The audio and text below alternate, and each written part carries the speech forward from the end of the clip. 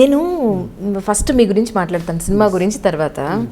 ఏ ఇంటర్వ్యూలో చూసినా ఎక్కడ చూసినా ప్యానిక్గా టెన్షన్గా ఉంటున్నారు, ఎందుకు? మేబీ నేను ఇంట్రోవర్ట్ని కావచ్చు. ఓకే, అంతేనా? అంతేనా. ఇప్పుడు మీరు హీరో నాగార్జున గారు మీరున్న దాంట్లో కానీ మీరు సుమగారి షో తీసుకున్నా ఎక్కడ చూసినా సరే మీలో ఒక టెన్షన్ ఉంటుంది. ఓకే, మీ బాడీ లాంగ్వేజ్లో అది చూసిన వాళ్ళకి అర్థమవుతూ ఉంటుంది. నాకు అర్థం కాలేదు ఎందుకు ఇంత టెన్షన్గా ఉన్నారు. సినిమా హిట్ అయింది, వాట్ ఎవర్ ఇట్ ఈస్, సినిమా హిట్ అయింది, so you have to be happy కదా. సో ఎందుకు అంత టెన్షన్గా ఉన్నారా అని. టెన్షన్ అంటే మేబీ అంతమంది ఒకటేసారి నన్ను చూడడంతో కాన్షియస్ అయిపోవడం కావచ్చు. ఇప్పుడు మేము కెమెరామెన్లు ముగ్గురే ఉన్నాం.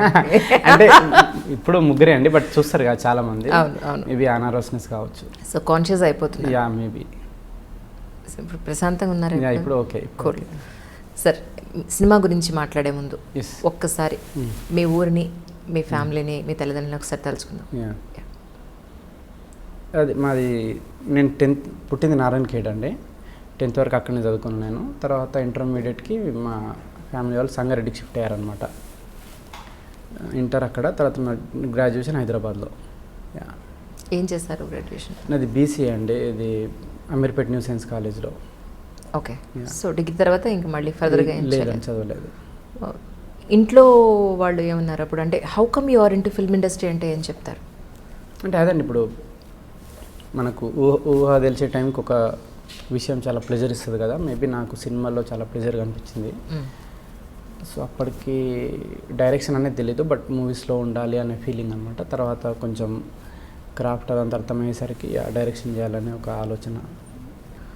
మీవి యాక్చువల్లీ ఇంతకుముందు మీరు ఎక్కడ వర్క్ చేస్తారు ఏంటి అని మీకు తెలుసుకుందాం అనే ప్రాసెస్లో నేను నెట్లో కొట్టి చూస్తే కొన్ని షార్ట్ ఫిలిమ్స్ ఉన్నాయి మీవి. ఓకే, యాక్చువల్గా ఐ థింక్ 4 or 5 ఎన్ని చేస్తున్నారు ఇంతకుముందు?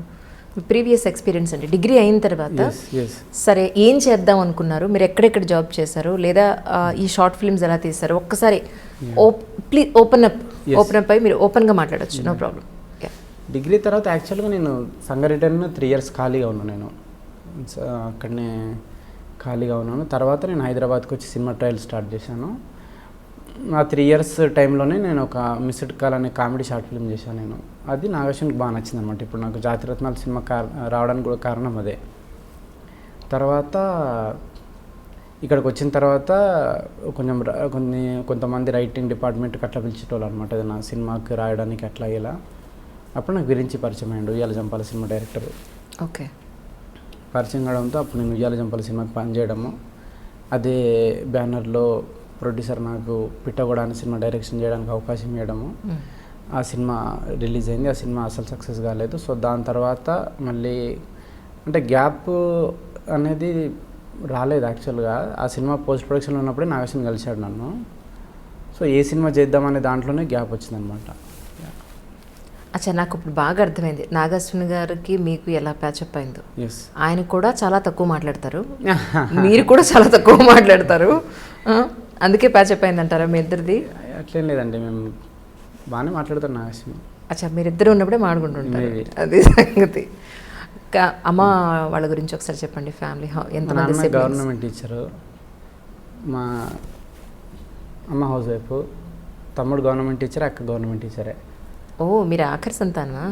లేదు, తమ్ముడు అని చెప్పా కదా. తమ్ముడు, అక్క మీరు మధ్యలో? మధ్యలో.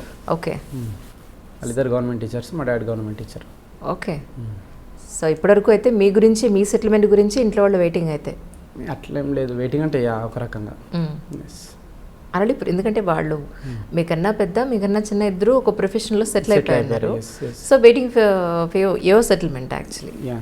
ఒక మాట అంటే నేను అంటే వాళ్ళకు ఒక ఇమేజ్ ఇచ్చేసిన నేను మీరు నా గురించి పెద్దగా ఆలోచించాల్సిన అవసరం లేదు, నేను హ్యాపీగానే ఉన్నా అన్నట్టు. వాళ్ళు ఎక్కువ ఆలోచించేవాళ్ళు కాదు నా గురించి.